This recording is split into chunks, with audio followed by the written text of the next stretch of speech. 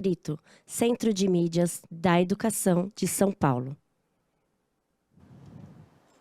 Bom dia a todos e todas, que delícia estar com vocês nessa manhã.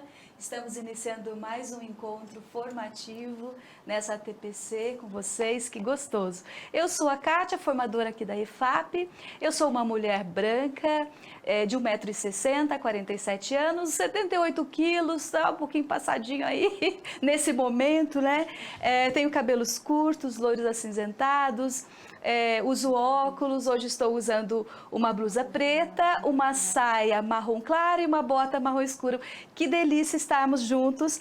Atrás de mim eu tenho aqui então o logo também do Centro de Mídias, nesse cenário, nesse Estúdio C, aqui no Centro de Mídias. Hoje, recebendo duas pessoas muito queridas, muito amadas, ilustres aqui, nessa participação conosco para essa temática tão importante. Então, recebo agora a Aureci, que é do CAP, e também a Márcia. Bom dia, meninas. Bom dia. Bom dia. Querem fazer sua autodescrição, Aureci, por gentileza? Posso começar, Márcia? Sim, então sim. é isso. Gente, é um prazer poder estar aqui com vocês, né? Acho que a maioria de vocês agora já me conhecem, os professores, tanto da educação especial como do ensino que conduzem as classes e as disciplinas, hoje não se chama mais disciplinas, modalidades. É um prazer estar com vocês, eu vou fazer minha autodescrição.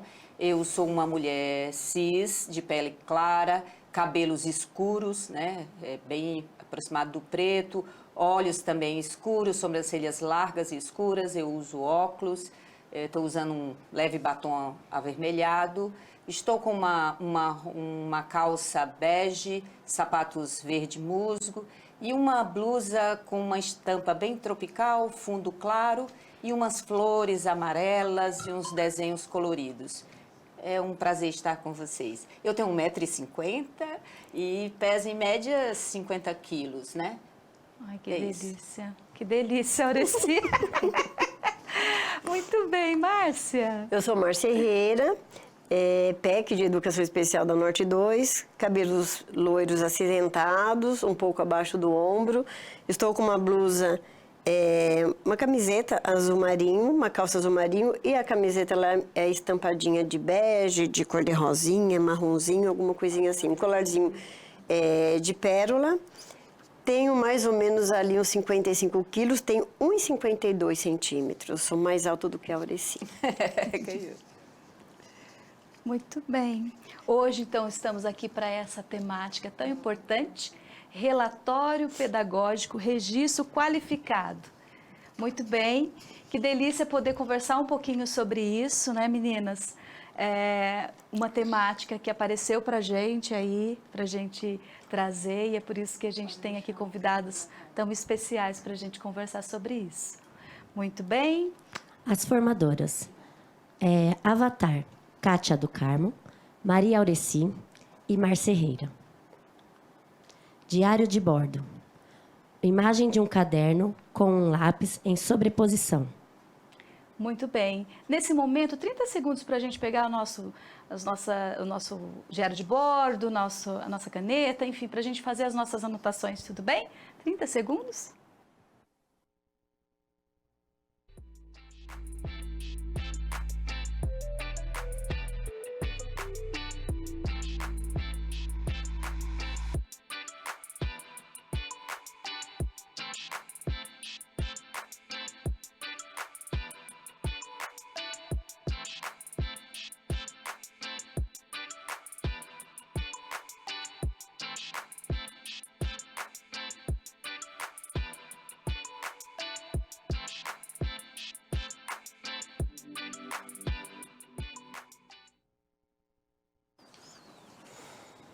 Muito bem.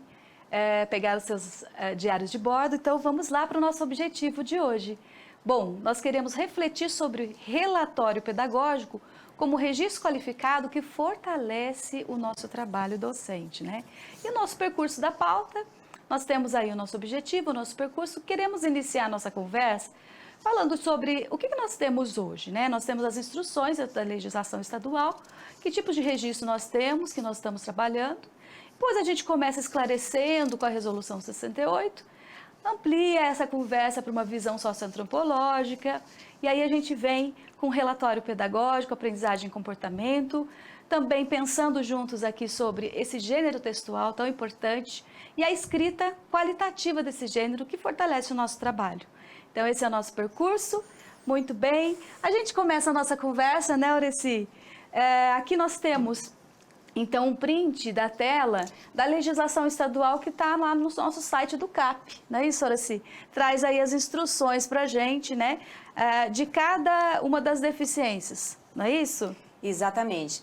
Eu só queria lembrar a vocês que, assim, mesmo que no momento a gente é regido pela Resolução 68, muitas vezes as PECs que estão chegando ou os professores procuram na 68 os anexos. Esses anexos que a gente continua usando no momento, que são os instrumentos que a gente utiliza para preencher a documentação, seja a avaliação, o plano de atendimento, os registros de acessibilidade curricular, eles estão dentro da instrução CEGEB. Tá? Essa instrução CEGEB, só ter um pouco de atenção para ela, porque ela a gente já avançou um pouco com relação a como se compreende hoje os estudantes que são público elegível da educação especial. Então, a gente precisa só ficar um pouquinho atento, utilizar apenas os anexos, né, que são os nossos registros atuais. Dentro desses registros, a gente vai ter a avaliação inicial, o plano de atendimento, né, individualizado, que é o nosso PAI. Ainda está escrito na instrução CEGEB, registro de adaptação curricular. Só ficar um pouco atento, hoje a gente já não utiliza mais esse termo adaptação, porque quando se fala de adaptação, a gente modifica o currículo. Atualmente, a nossa orientação é que a gente promova a acessibilidade curricular. Quando necessário, a gente faça a flexibilização, ou seja, o mesmo currículo que é utilizado para a aprendizagem de todos os estudantes deve ser o mesmo a ser aplicado aos estudantes que são os estudantes elegíveis ao serviço da educação especial. Quem são esses? Vamos lembrar, né? Que são os estudantes com deficiência, altas habilidades e transtorno de espectro autistas. Esse é o conjunto de alunos que fazem parte dos alunos elegíveis ao serviço da educação especial. Eu queria fazer só um lembretinho, um esclarecimento. A gente fica muito preocupado, mesmo a Resolução 68, ela já vem passando por um processo de um estudo para uma modificação, uma melhor adequação, para ficar mais alinhado com o momento que nós estamos vivendo, que é o momento da inclusão plena de todos os estudantes no ensino regular.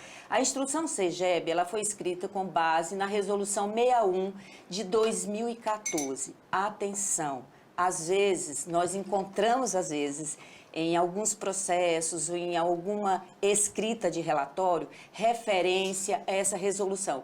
A resolução de 2014, ela foi revogada pela resolução 68 de 2017.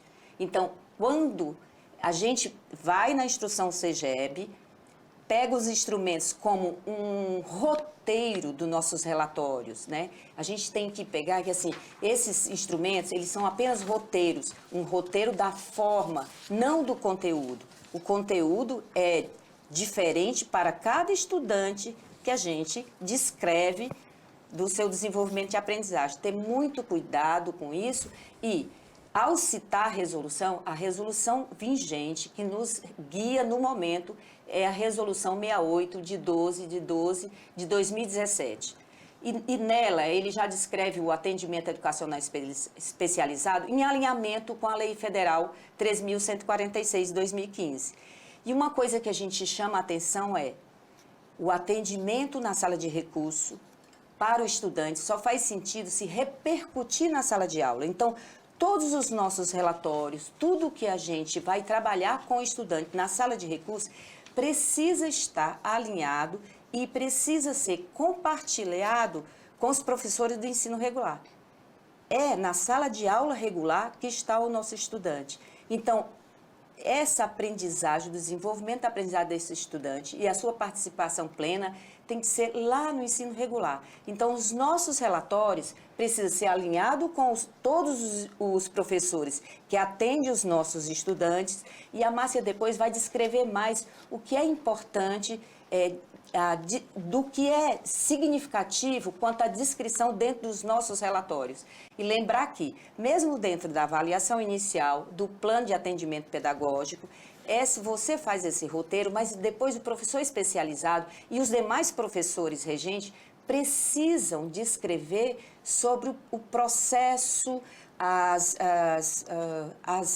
todas as metodologias usadas, os apoios que foram oferecidos, as acessibilidades que foram feitas para que este estudante, na sala regular, possa desenvolver em sua plenitude. Era mais ou menos isso que eu queria lembrar a vocês.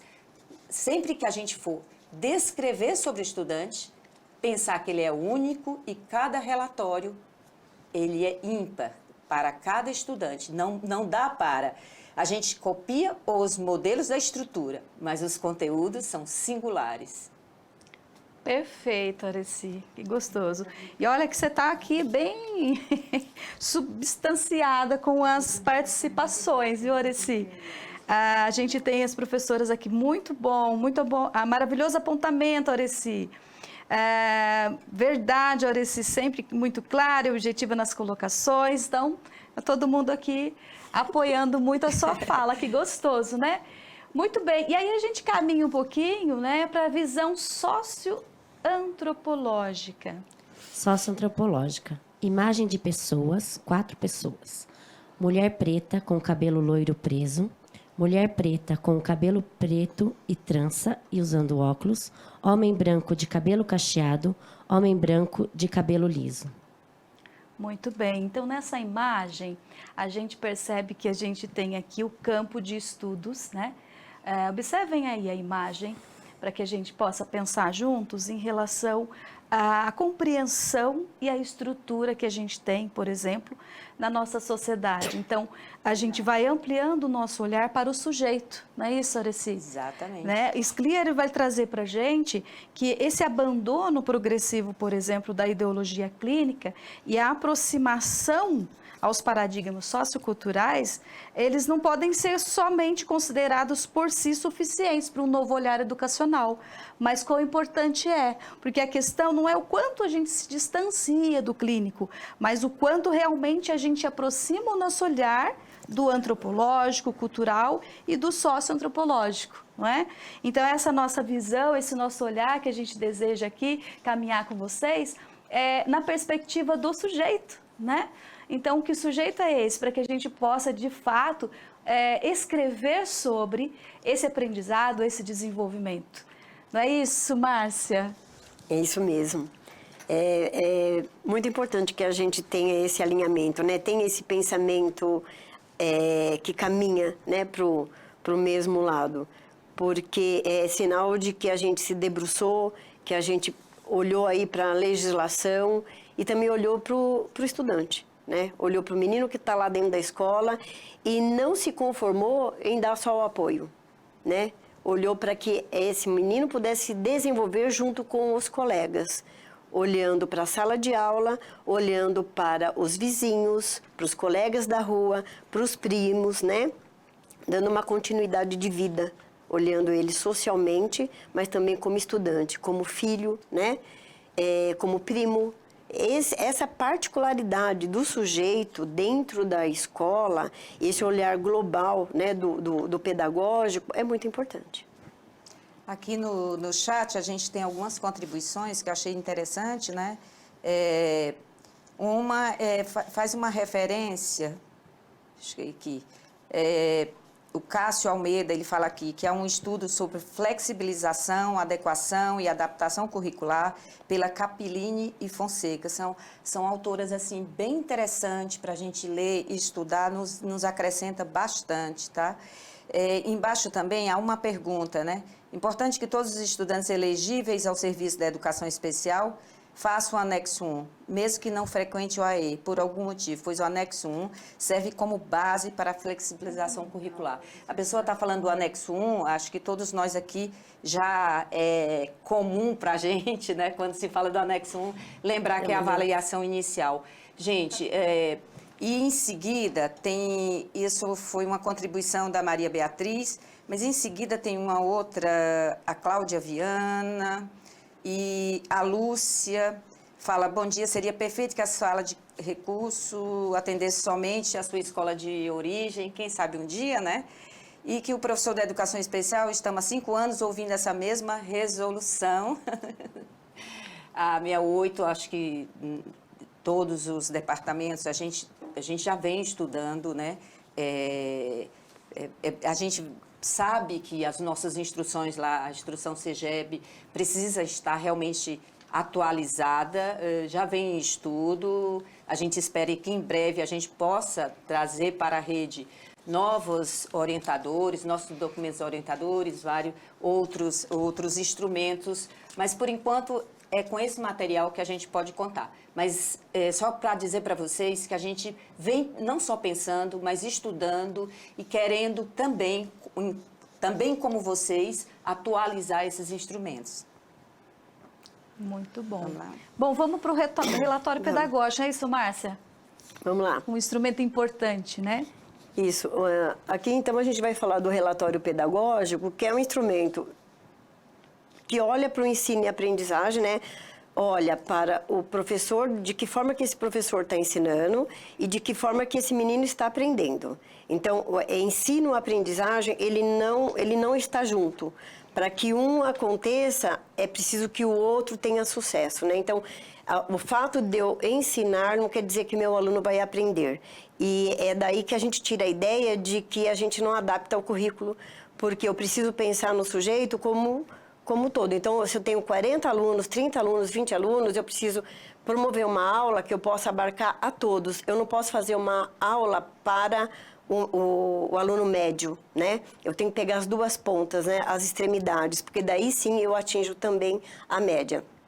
Olhando para esse instrumento pedagógico, eu preciso entender de que ele é modificável todos os dias ele tem esse movimento, né?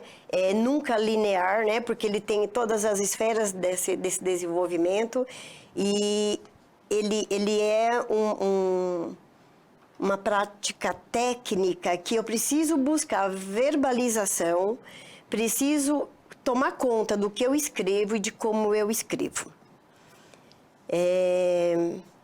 Bom, é uma avaliação que ela traz o limiar da escola e a escola como protagonista, né, dessa ação de escrever e de avaliar. Quando eu olho para esse estudante, eu olho para esse estudante de uma forma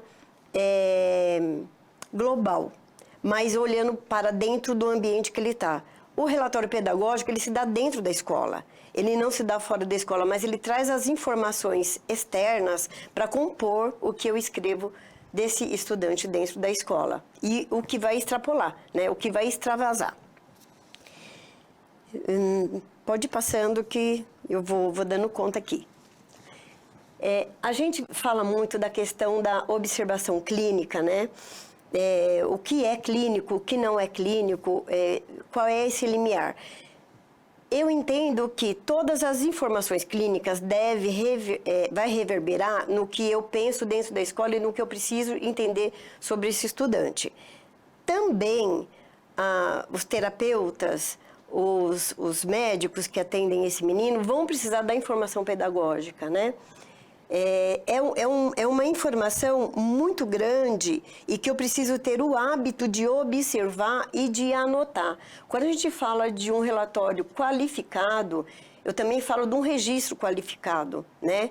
Eu preciso usar palavras que vai descrever o sujeito para aquela pessoa que não vai ver o sujeito.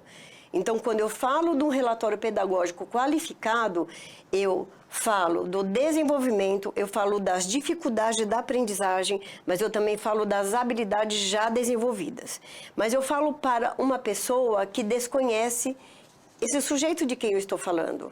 Mas ele precisa ser qualificado a tal ponto de que eu, ao ler o relatório, eu posso visualizar esse sujeito. Então, muitas vezes a gente encontra a habilidade, por exemplo, de comunicação, né? O menino não sabe, não consegue se comunicar, o menino não consegue se comunicar. Tem tantas coisas nessa frase que que vai impedir eu de conhecer de fato esse aluno, né? Não sabe se comunicar, de que forma? Né? Uma pessoa que não se comunica, eu desconheço esse sujeito, né? Porque, assim, todo mundo tem uma forma de comunicação, seja gestual, seja verbal, né? Por libras, são tantas as formas de do sujeito se comunicar. Então, assim, quando eu olho para uma habilidade, eu preciso mergulhar nessa habilidade para dizer assim, do que eu tenho que falar a respeito, por exemplo, de uma comunicação. O que está dentro dessa palavra comunicação, né? Quais são as formas que um sujeito se comunica? São muitas, são muitas. Então, assim, quando eu olho para esse menino, eu já preciso ter um conhecimento, né, do que é uma comunicação. E o anexo 1, ele vem nos organizar para isso. E não é importante que a gente entenda, eu olho assim, a comunicação ela é o primeiro ponto a ser avaliado, porque ele é a porta de entrada e a porta de saída desse sujeito, né? Se eu passo anos com esse menino dentro do apoio, do AEE, e ele ainda não tem um sistema de comunicação efetivo, eu preciso olhar para a minha prática. Né? O que foi que eu fiz durante todo esse tempo que o menino ainda não se comunica? Nós, do Estado, a gente recebe os meninos no primeiro ano. A gente já está lá com o menino com 6 anos. Com 6 anos, a maior parte das crianças já devem estar com esse sistema de comunicação definido. Como que eu posso esperar 6 anos para começar um sistema de comunicação? Quando eu olho para isso, eu já olho algo de muito errado. Se o menino chega na escola e eu não sei me comunicar com ele, esse professor não tem uma porta efetiva de comunicação com esse aluno, então eu já preciso, primeiro, dar um socorro para esse menino aí. Né? Socorrer na comunicação. E depois socorrer o professor também. Se eu estou, enquanto apoio da educação especial, eu preciso trazer formação para esse professor da sala regular, né? É o especialista que a gente fala, professor polivalente ali nos anos iniciais, e depois a gente já vai ter, né, professor de biologia, ciência, matemática, já tudo separadinho. Mas assim, que conhecimento esse professor tem dessa porta de entrada e porta de saída? Lógico que muitos deles têm sim, mas o apoio para isso acontecer é a educação especial que dá. Tá certo? Bacana. E a gente tem 2 grandes eixos aí que você vai trazer para nós, que são importantes, né, para compor esse relatório, não é isso, Márcia? Isso, é isso mesmo. Os eixos são aprendizagem e comportamento. Eu olho para a aprendizagem como o principal, né? Porque aqui a gente está falando de desenvolvimento da aprendizagem. O quanto esse menino consegue acompanhar a turma, o quanto ele consegue memorizar o que está sendo colocado, de que forma que ele está como ele está dentro da sala de aula, né? Quando eu olho para a aprendizagem, eu olho para algumas habilidades e para relatar, eu posso ter N formas de fazê-lo. Não existe um movimento certo. Dizer, olha, é isso que eu tenho que fazer, não. Mas eu tenho que olhar para algumas habilidades e tenho que olhar para algumas formas do sujeito para que eu possa caminhar, né? Então, assim, o que nós devemos observar e relatar, né, sobre o ponto de vista da aprendizagem? A leitura. Como esse estudante faz a leitura? É segmentada, ele consegue oralizar, ele tem compreensão do que ele lê, ele consegue solucionar alguns problemas no sentido de fazer com que essa leitura seja permeável, que ele possa ser compreendido e compreender através da leitura, né? Quando a gente ainda fala na escrita, fica uma forma mais fácil a gente entender como é que a gente relata a escrita, né? Se o menino também faz um texto hipersegmentado, segmentado ou hipersegmentado, se ele tem a letra muito pequenininha, aí você tem até umas confusões emocionais que aparecem na escrita. A competência leitora e escritora, ela ainda é o carro-chefe da escola, né? Quando eu olho tanto para a competência do leitor e do escritor, eu preciso olhar para o sujeito, mas não só para o que ele me apresenta, mas também para aquilo que ele é impedido de desenvolver. Muitas vezes, os meninos não têm um movimento escolar adequado para que ele possa, de fato, fazer leitura, porque ele lê através dos PECs, e eu dou para esse estudante um texto que está lá no meu livro. Eu não faço a modificação, aí é onde a gente fala da flexibilização, né? Então, eu não modifico o que eu estou fazendo ali, a avaliação. Mas quando eu faço a sondagem, quais são os cuidados que eu tenho para entender como é que esse sujeito faz essa leitura da sondagem, né? Se eu colocar aquela sondagem tradicional dos anos iniciais, lá do ler e escrever, eu não posso dar aquela sondagem do jeito que ela vem para todos os estudantes. Eu não posso pensar ali numa forma sólida que está engessada, porque eu tenho um menino que ele está demonstrando as formas que ele tem de leitura ou de escrita, né? O que eu vou favorecer? Se o menino não é um escriba, se ele não escreve, se ele não tem apreensão, se ele não tem desenvolvido algumas habilidades, o que é que eu vou propor para que ele possa demonstrar o quanto ele sabe ler, o quanto ele sabe escrever? Né? E de que forma ele utiliza da leitura e da escrita que eu possa, a partir daí, ajudá-lo a desenvolver essa habilidade. Porque o foco não está no estudante, o foco está no estudante e no que eu tenho que fazer para que ele possa desenvolver essa habilidade. Não é só um relatório que ele finda em si mesmo, é um relatório de percurso. É um relatório que inicia e que ele dá uma continuidade.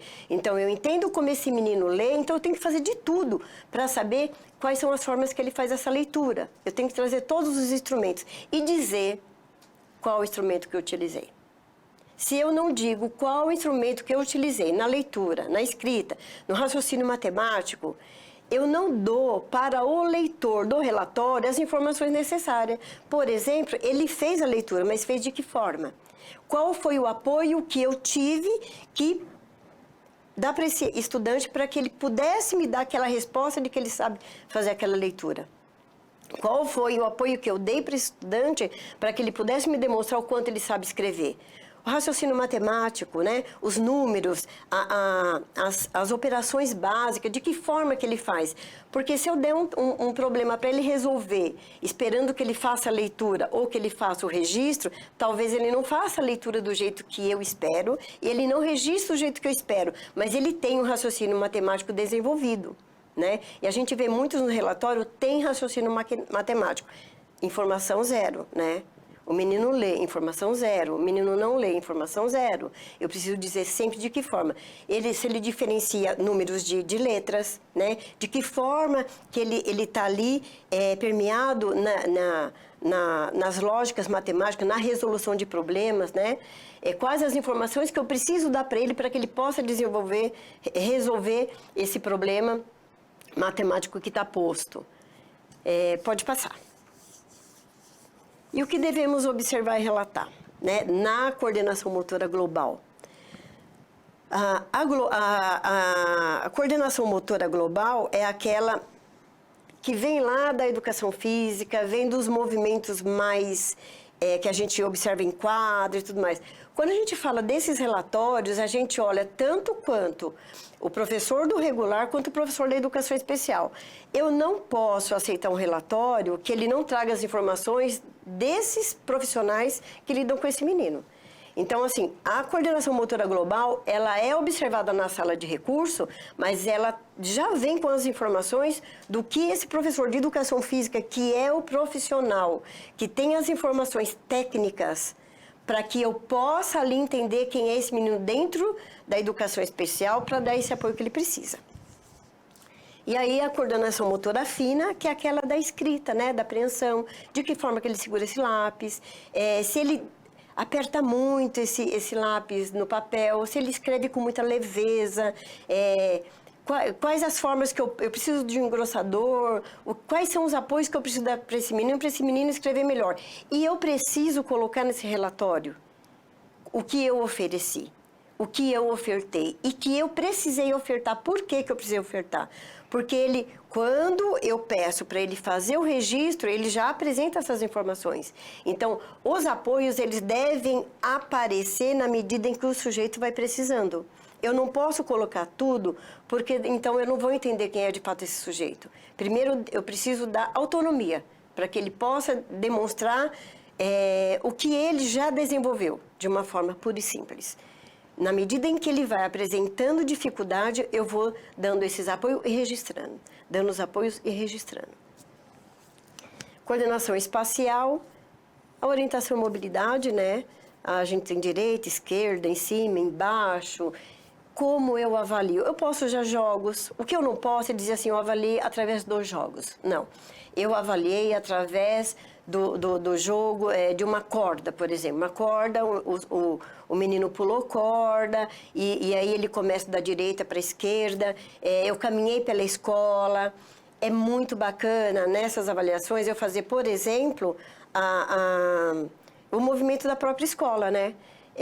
Eu uso maquetes para que ele possa desenvolver tanto essa coordenação e ele possa aprimorar, né? Conhecer o espaço escolar, né?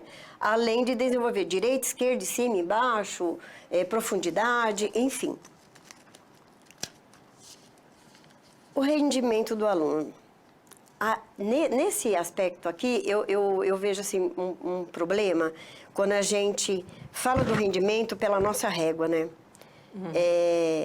A questão do rendimento na escola é algo muito, muito grave, no sentido da gente sempre querer quantificar o quanto esse menino conhece. Por isso que o relatório ele precisa trazer essas informações técnicas de uma forma tranquila e que eu possa fazer uma leitura para em qualquer ambiente. Então, o rendimento desse aluno, de que forma que ele está em relação a ele, em relação ao currículo. Dentro do segundo aninho ali, os meninos já apresentam conhecimento, vamos pensar, estão alfabetizados, ou então 30% da classe. Eu preciso informar isso porque esse sujeito ele faz parte de um grupo. Ele não está sozinho nesse movimento. Então, assim, para que eu possa enxergar a Maria, eu preciso entender como que está João, Felipe, Pedro, dentro daquele percurso. Então, se eu falo... O Felipe, ele é silábico com valor sonoro.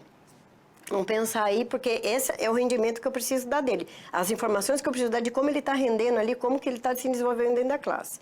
Muito bem, se ele está nesse nível, como é que está a Maria? 30% da classe já estão alfabetizados. Eu trago uma informação importante para quem está lendo esse relatório. Eu não preciso dizer que ele está em defasagem.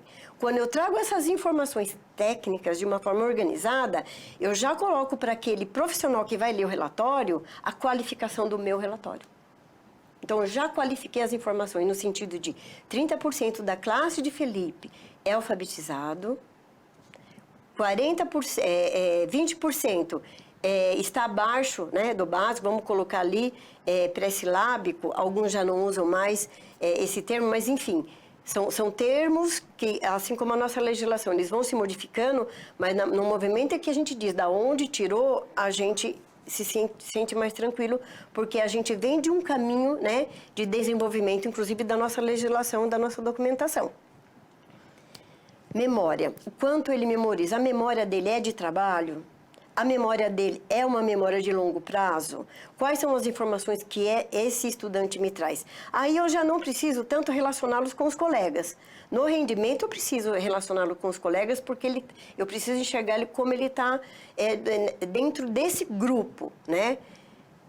Na memória eu preciso garantir que o leitor do relatório tenha informação se ele esquece, se as informações que são dadas para ele são informações que se perdem no tempo, mas ele memoriza mais o que eu trabalho de forma sinestésica, ele memoriza mais o que eu trabalho de uma forma visual, são informações super importantes, né?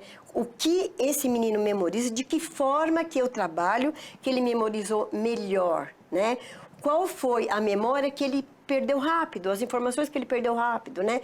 A audição, ela faz uma frequência rápida aí, né, nessa memorização. Sinais de atenção.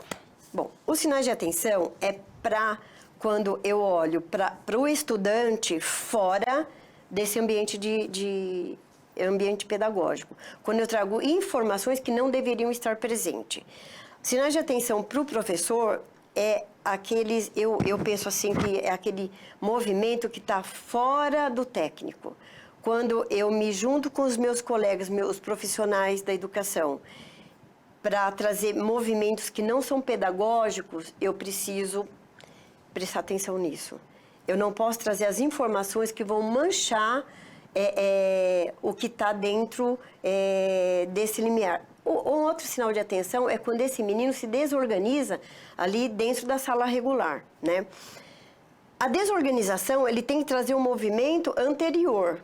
Se eu me desorganizo por algo, mas isso a gente vai falar agora na segunda parte. Essa é a segunda parte, do ponto de vista comportamental. O menino que mostra, aqui nós não estamos qualificando o menino de hiperativo, né? Não é a clínica que está voltada aqui. Aqui a gente está falando do movimento de corpo dele, né? Eu estou observando esse movimento de corpo. Aqui eu já deixei de lado o pedagógico, então eu tenho que fazer uma separação importante.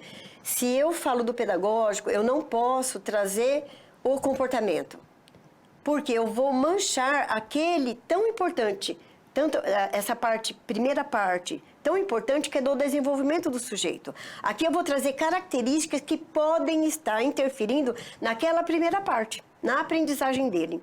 Então, aqui eu olho para o sujeito de uma outra forma. A hiperatividade, a impulsividade, a hiperativo. Se ele está o tempo todo com o pé se mexendo, ele se mexe o tempo todo, ele tem necessidade de levantar, né?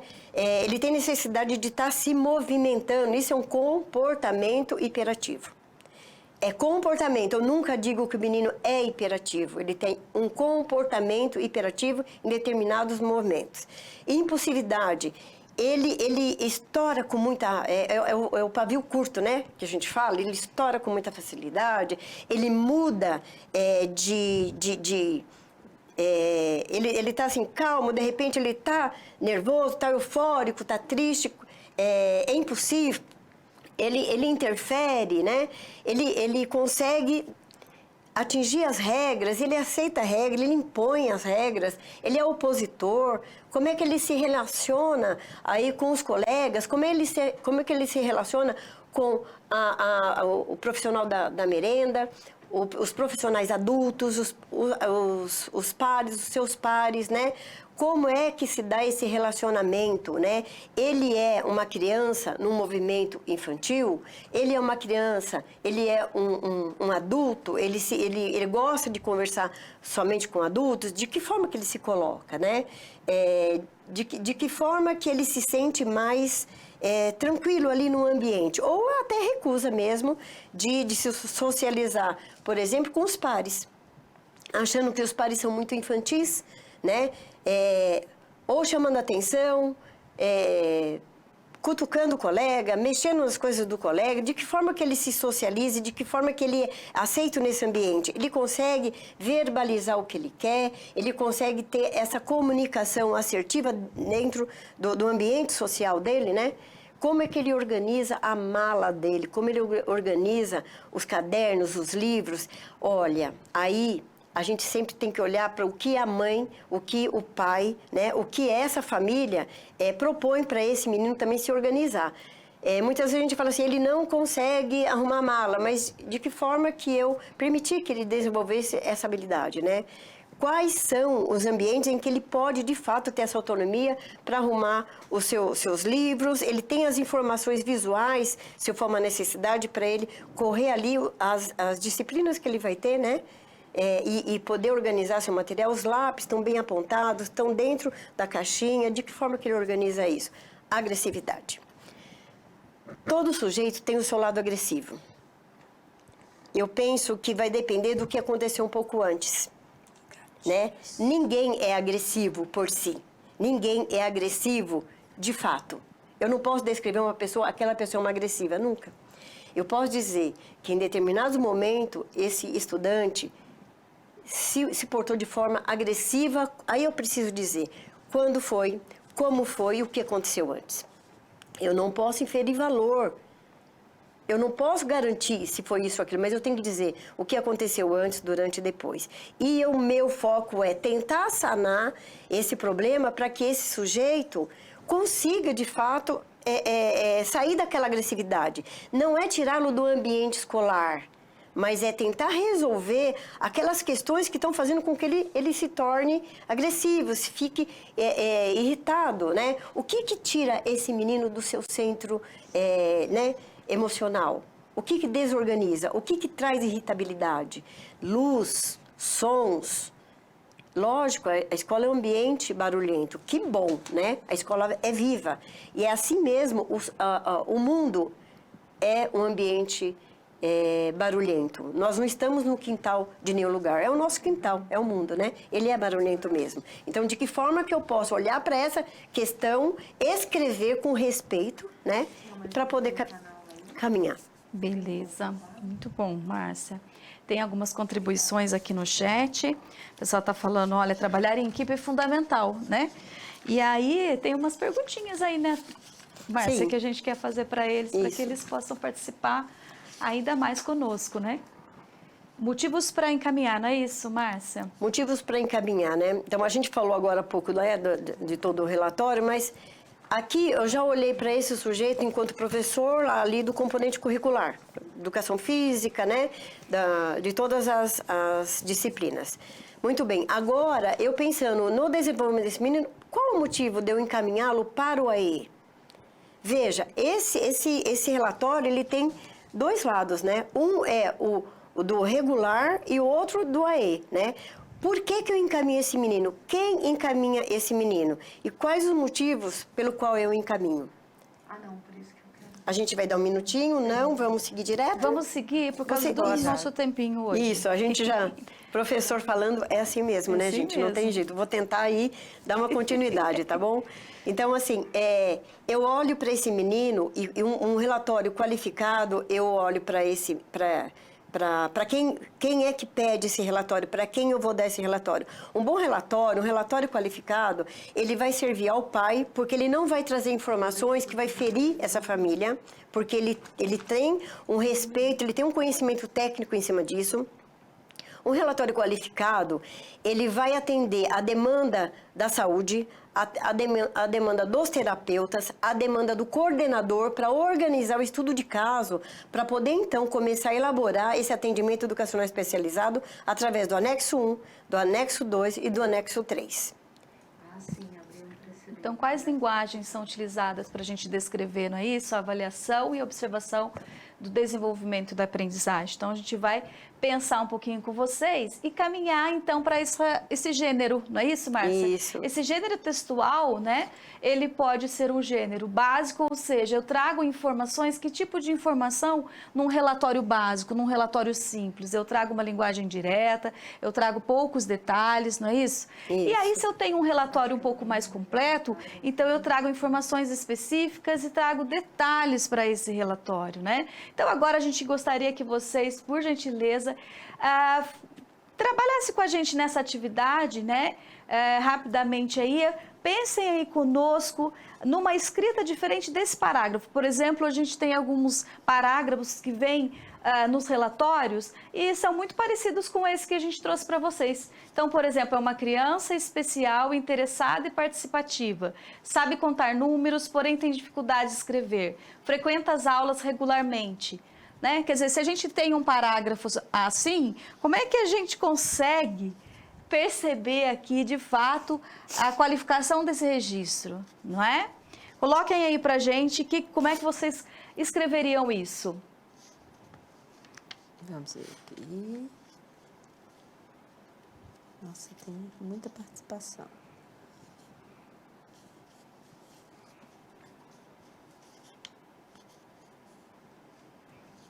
A gente já tem uma participação aqui da professora Eliana. Márcia, olha só. Perfeito, Márcia. Por isso que em hora de fazer os relatórios, há que separar em 3 aspectos, né? O comportamental, ela colocou aqui, o social e o pedagógico. Essa é uma inferência que, no meu ver, avalia o aluno no global. É isso mesmo. Bacana, né? É isso mesmo. Muito bem. Bom, nosso tempinho tá aí. Esgotou-se. Esgotou-se, mas o que a gente quer destacar é assim, para a gente estar atento a essa questão de especificar nesse relatório. Acho que a Márcia trouxe contribuições valorosas para a gente em relação a como a gente precisa escrever. Não é? Ficam as nossas referências. Para saber mais também, nós deixamos para vocês aí no material, que é bem importante. Não esqueçam o registro da presença de vocês, avaliação também, por gentileza, né, do nosso encontro de hoje e a hora da EFAP. Não esqueçam também de participar conosco, tudo bem? Né? E trazer pra gente. A gente quer agradecer as nossas convidadas no dia de hoje, agradecer a todos a produção, né? Agradecer também os nossos intérpretes. Eu tenho o nome do Laércio, mas eu sei que acho que tem mais alguém aí, né? A Lita colocou aqui para mim, eu vou agradecer, viu, Lita? A equipe toda, o diretor Tiago, as mídias Afrão, TI Alain, a câmera o Bela, a produção a Lita, muito obrigada. A Libras temos o Laércio e temos a Natália. Obrigada a todos, porque todos é que fazemos, então, acontecer de fato esse momento nosso formativo. Obrigada, meninas. Obrigada. Até mais, Obrigada gente. a todos. Tchau, Grande tchau. abraço.